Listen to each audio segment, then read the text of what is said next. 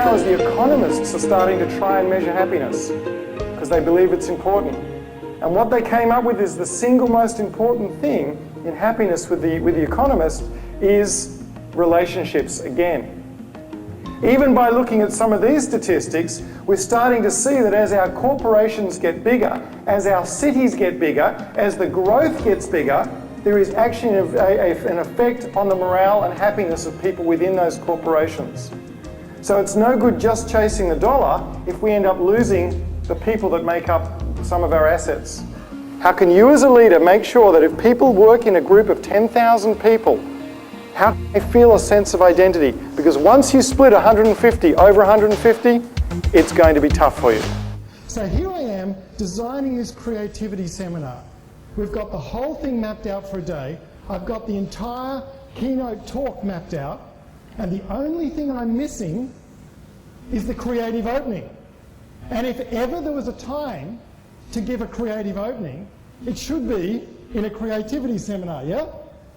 So I'm coming back and the talk starts at 7 o'clock at night, and I'm picking my children up from school. Now, not many people are creative. No one's done a presentation skills talk. Does anyone have children? Yeah, okay. I'm sitting in the car,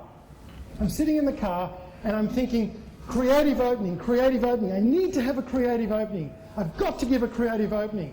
And I'm writing these notes, and I'm thinking, and my 7-year-old son is sitting in the back of the car.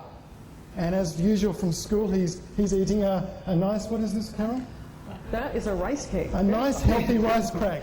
I won't ask you to put your hand up if you eat rice cakes, because I don't think many of you will. He's sitting in the back of the car, and he's eating a rice cake. And the first thing he does is he takes a bite out of it.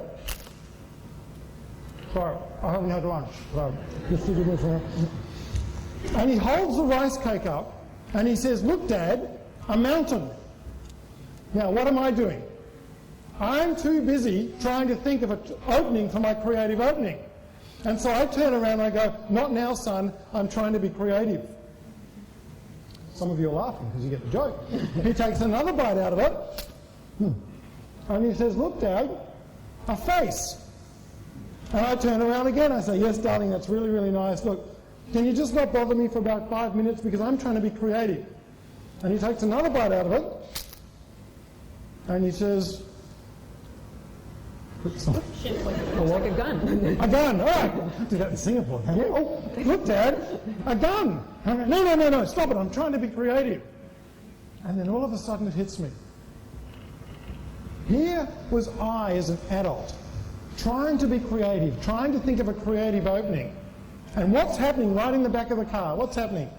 My son is being creative. It made me look at some statistics that 98% of children have divergent thinking. Divergent thinking is the essence of creativity. It is the ability to take two unrelated things and join them together with come up with some superior results.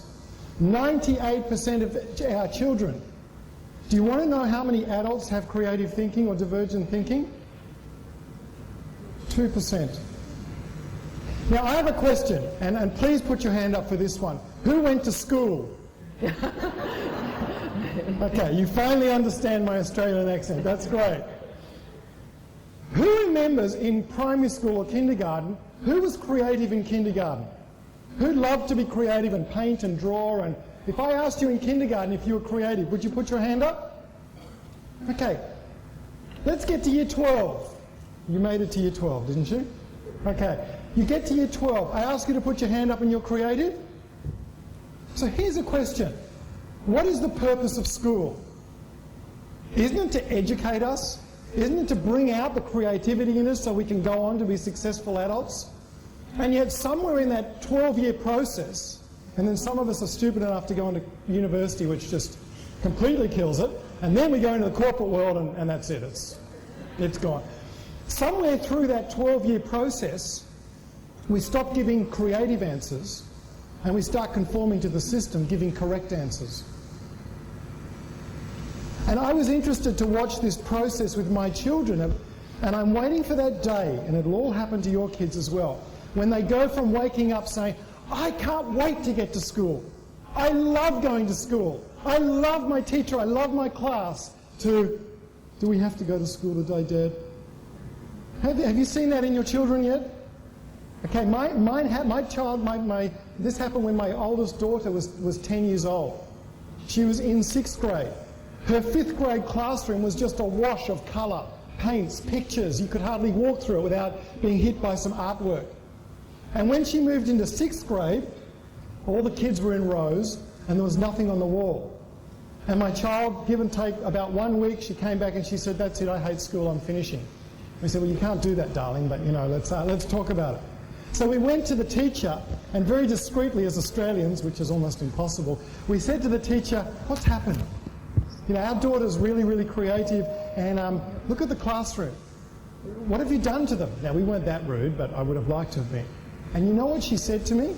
She said, "I'm preparing her for high school." Isn't that sad? I'm preparing her for high school. What we did about 2 weeks ago is we thought we would go into the classrooms and we thought we would ask the children to put their hands up if they think they are creative. Now, for the sake, remember, this session that we've been asked to give is a 90-minute session, but hopefully many of you would like to see the full day session. And in the full day session, we will show you this video in its entirety. What I'm going to do now is just show you 90 seconds of it, and I'm going to whip through from primary school all the way through to high school, asking the question of children. We're into one international school where I live, and we're asking the question, who thinks they're creative? Now, what do you think happened as we whipped through from primary school all the way through to high school?